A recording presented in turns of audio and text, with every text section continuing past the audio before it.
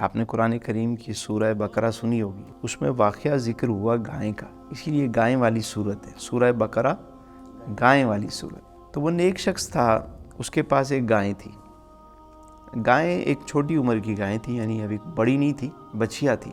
تو جب اس کا انتقال کا وقت قریب آیا تو اس نے سوچا کہ اس کی دیکھ بھال کون کرے گا، میرا بچہ تو ابھی بہت چھوٹا ہے۔ تو وہ اس کو لے کر جنگل میں چلا گیا، اور جنگل میں جا کے اس نے کہا کہ اے اللہ، میں اس گائے کو تیرے سپرد کرتا ہوں، تیری امان میں دیتا ہوں، جب میرا بیٹا بڑا ہو جائے تو اسے واپس لوٹا دینا۔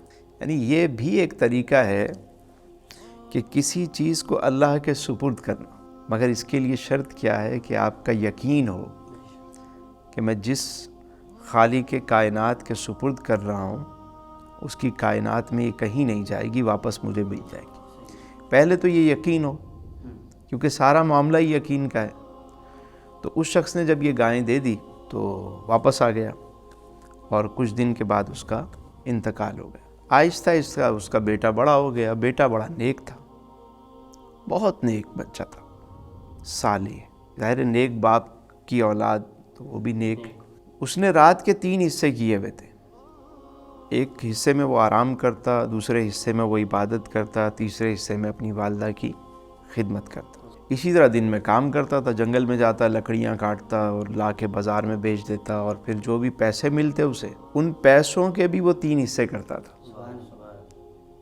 ایک حصہ غریبوں میں بانٹ دیتا، اللہ کی راہ میں خرچ کرتا، ایک حصہ والدہ کو لا کے دیتا، اور ایک اپنے اوپر خرچ کرتا۔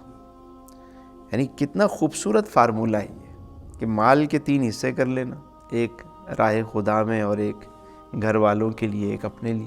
تو اس نے یہ کام کیا تو ماں اس سے بڑی خوش ہوئی۔ جب اس نے دیکھا کہ بچہ بڑا ہو گیا، سمجھدار ہو گیا، تو اس نے ایک دن بچے کو بلایا اور کہا کہ تیرے والد نے ایک گائیں جنگل میں چھوڑی تھی، اللہ کی امان میں دی تھی، تم جاؤ اور جا کر وہاں پہ کھڑے ہو کے پکارو کہ اے ابراہیم و اسماعیل و اسحاق کے رب، میرے والد نے جو امانت سونپی تھی وہ مجھے واپس دے دو۔ تو وہ کہنے لگا کہ وہ گائیں کی نشانی کیا ہے، کس کلر کی گائیں ہوگی؟ تو ماں نے کہا وہ یلو کلر کی، یعنی پیلے کلر کی گائیں ہوگی، اور بہت چمکدار صاف ستھری گائیں ہوگی، جا کے پکارو۔ وہ گیا، اس نے اسی طریقے سے دعا کی تو گائیں دوڑتی ہوئی چلی آئی۔ اس نے اس کو پکڑا، گھر لے آیا۔ ماں نے کہا کہ اب تم ایک کام کرو، اس کو بازار لے جاؤ اور جا کے بیچ دو، 3 دینار میں بیچنا، مگر شرط یہ ہے کہ بیچنے سے پہلے مجھ سے مشورہ ضرور کرنا۔ ماں نے کہا مجھ سے مشورہ کیے بغیر ہرگز نہ بیچنا۔ اس نے کہا ٹھیک ہے۔ وہ بازار لے کر گیا تو اتنے میں ایک گاہک آ گیا۔ گاہک نے کہا کتنے کی گائے؟ اس نے کہا بھائی 3 دینار کی ہے، لیکن ایک شرط بھی ہے۔ کہا وہ کیا؟ کہا بیچوں گا اس وقت جب تک میں اپنی ماں سے مشورہ نہیں کروں گا، میں اس کو نہیں بیچوں گا۔ تو گاہک نے کہا ایک کام کر، 3 کے بجائے 6 لے لے، لیکن ابھی دے دے، مشورہ چھوڑ۔ اس نے کہا ہرگز نہیں بیچوں گا۔ دیکھا میں ڈبل قیمت دے رہا ہوں۔ اس نے کہا آپ جتنی بھی دو، بیچوں گا اسی وقت جب تک میں اپنی ماں سے مشورہ نہیں کروں۔ گھر آیا، ماں سے مشورہ کیا کہ ایک گاہک آیا ہے اور ڈبل قیمت دے رہا ہے، کیا کہتی ہیں؟ ماں نے کہا مجھے فرشتہ معلوم ہوتا ہے۔ وہ ماں بھی تو ماں تھی، کہنے لگی مجھے فرشتہ معلوم ہوتا ہے، جاؤ اب اس سے مشورہ کرو کہ اس کو ابھی بیچیں یا بعد میں بیچیں۔ وہ گیا، اس نے کہا میری ماں نے کہا ہے کہ آپ ہی بتا دیں کہ اس کو ابھی بیچیں یا بعد میں بیچیں۔ تو فرشتے نے کہا اس کو ابھی نہ بیچو، ان قریب بنی اسرائیل کو اس گائے کی ضرورت پڑے گی اور وہ ڈھونڈتے ہوئے تمہارے پاس آئیں گے، تو تم کہنا کہ اس کی کھال کے برابر مجھے سونا چاہیے، پھر میں اس کو بیچوں گا، ایسے نہیں بیچوں گا۔ اس نے کہا ٹھیک ہے۔ ادھر دوسرا واقعہ ہوا بنی اسرائیل میں۔ وہاں کیا ہوا کہ ایک مالدار شخص تھا، اس کا ایک بھتیجا تھا، اس نے جائیداد کی لالچ میں اپنے چچا کو قتل کر دیا کہ یہ ساری جائیداد میری ہو جائے۔ لڑائی کس بات پہ ہوتی ہے؟ مال پہ ہوتی ہے، زر زن زمین، انہی چیزوں میں۔ تو اس نے کہا بھائی اس کو چاچا کو مار دو، اور صبح سب سے زیادہ رو رہا ہے، ہائے میرے چاچا کو کس نے قتل کر دیا، میرے چاچا کو کس نے مار دیا۔ ہمارے یہاں بھی ہوتا ہے نا، جب پولیس آتی ہے تو چیک کرتی ہے کہ زیادہ کون رو رہا ہے، اوور ایکٹنگ کون کر رہا ہے، اور بینیفیشر کون ہے، اس کا فائدہ کس کو ہونے والا ہے۔ تو وہ جب چیک کیا گیا، کبھی وہ کہتا اس نے قتل کیا، کبھی کہتا اس نے قتل کیا، کبھی کہتا اس نے قتل کیا۔ تو لوگوں نے کہا کہ یہاں اللہ کے نبی حضرت موسیٰ علیہ السلام ہیں، ان کے پاس چلے جاتے ہیں، ان سے پوچھ لیتے ہیں کہ بھائی اس کا حل کیا ہے۔ تو انہوں نے کہا یہ زیادہ بہتر ہے۔ موسیٰ علیہ السلام کے پاس پہنچے، حضرت موسیٰ علیہ السلام نے فرمایا اس کا حل یہ ہے کہ تم ایک گائے کاٹو، اس کے گوشت کا ایک ٹکڑا لے کر مقتول پہ مارو، لاش خود ہی بتا دے گی کہ اس کو کس نے قتل کیا، اس کا قاتل کون ہے۔ انہوں نے کہا قالوا اتتخذونا ہزوا، آپ ہم سے مذاق کر رہے ہیں؟ حضرت موسیٰ علیہ السلام نے فرمایا قال اعوذ باللہ ان اکون من الجاہلین، میں اللہ کی پناہ مانگتا ہوں کہ میں شامل ہو جاؤں جاہلوں کے گروہ سے۔ یعنی نبی کی تو یہ شان نہیں ہے کہ وہ مطلب کوئی غلط بات بتائیں۔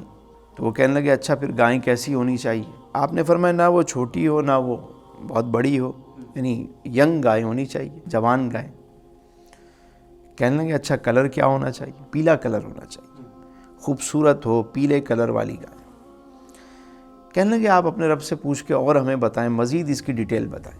تو موسیٰ علیہ السلام نے فرمایا کہ گائیں ایسی ہو کہ جس نے کوئی محنت نہ کی ہوئی ہو، نہ اس نے ہل چلایا ہوا ہو، نہ اس نے کوئی مطلب کوئی اس میں عیب نہ ہو، اس نے کوئی کام ایسا نہ کیا ہوا ہو، یعنی استعمال نہ ہوئی بھی ہوگا۔ کہنے لگے ہاں اب ٹھیک ہے، اب ہم سمجھ گئے، اب ہم ڈھونڈیں گے ایسی گائے۔ تو وہ بازار گئے تو وہ گائیں سامنے موجود تھی، یعنی وہ شخص گائیں لے کر وہ نوجوان کھڑا ہوا تھا۔ انہوں نے دیکھا گائیں یلو کلر کی ہے، خوبصورت ہے، ینگ ہے، مطلب استعمال نہیں ہوئی، مطلب بالکل پرفیکٹ جیسی وہ چاہتے تھے ویسی گائیں۔ انہوں نے کہا ہاں بھائی کتنی قیمت؟ میں نے کہا بھائی یہ گائیں بڑی انمول ہے، اس کی کھال کے برابر میں سونا لوں گا تو یہ گائیں دوں گا۔ وہ فوراً موسیٰ علیہ السلام کے پاس آئے کہ وہ گائیں تو اتنی مہنگی مل رہی ہے، اب ہم کیا کریں؟ کوئی اور گائیں کاٹ دیں؟ آپ نے فرمایا نہیں، تم نے خود ہی اپنے لیے مسائل کھڑے کیے۔ بھائی تم نے خود ہی پوچھا کہ کیسی ہو، یہ کیا ہونی چاہیے، ساری تفصیل تو تم نے خود پوچھ لی، اب پوچھ لی تو اب کرو۔ حکم خداوندی آ جائے تو بندہ عمل کر لے، پہلے ہم اتنا پوچھیں، بعد میں جب کرنے کا ٹائم آئے تو پھر بولیں بھائی یہ ایسا تو نہیں ہوگا نا، اب تو حکم آ گیا۔ انہوں نے وہ اس کو منہ مانگی قیمت دی اور گائے خریدی اور کاٹا اسے، اور کاٹا جب اس کے گوشت کا ٹکڑا مارا مقتول کو تو اس نے بتا دیا کہ میرا قاتل تو میرا اپنا بھتیجا ہے، اس نے جائیداد کی لالچ میں مجھے قتل کیا تھا، اور یہ کہہ کے وہ دوبارہ اس کا انتقال ہو گیا۔ اس واقعے سے جو بات ہمیں سمجھ میں آتی ہے ایک قرآنی واقعہ ہے۔ ایک تو یہ ہے کہ جرم کبھی چھپتا نہیں ہے، مجرم کتنا ہی چالاک کیوں نہ ہو، جرم کبھی چھپتا نہیں۔ دوسرا یہ پتہ چلا کہ بے جا سوالات نہیں کرنے، بہت زیادہ سوالات، بے جا سوالات جو ہمارے یہاں ہوتے ہیں نا، کہ جس چیز کا کوئی لینا دینا نہیں ہے بس لگے میں اس کے سوال ایسا ہو کہ جس سے یا تو آپ کے دین کا فائدہ ہو یا آپ کے دنیا کا فائدہ ہو، فالتو سوالات نہیں کرنے چاہیے۔ اسی طرح یہ بھی پتہ چلا کہ باپ اگر نیک ہو تو اولاد کو اس کی برکات ملتی ہے، اور اولاد بھی نیک ہو، رزق حلال کی کوشش کرتا ہو تو اللہ تعالیٰ غیب کے خزانوں سے اس کے لیے انتظام فرماتا ہے۔ اب آپ دیکھیں نا، یہ پورا جو واقعہ ہوا، یہ سارے انتظام اور اہتمام جو ہوا اس نوجوان کے لیے، تو پتہ چلا کہ اگر انسان کا تعلق اپنے رب کے ساتھ مضبوط ہو اور صحیح معنوں میں وہ اپنے رب سے اپنا تعلق جوڑنے میں کامیاب ہو جائے تو قدم قدم پر رحمت خداوندی اس کی مددگار بنتی ہے۔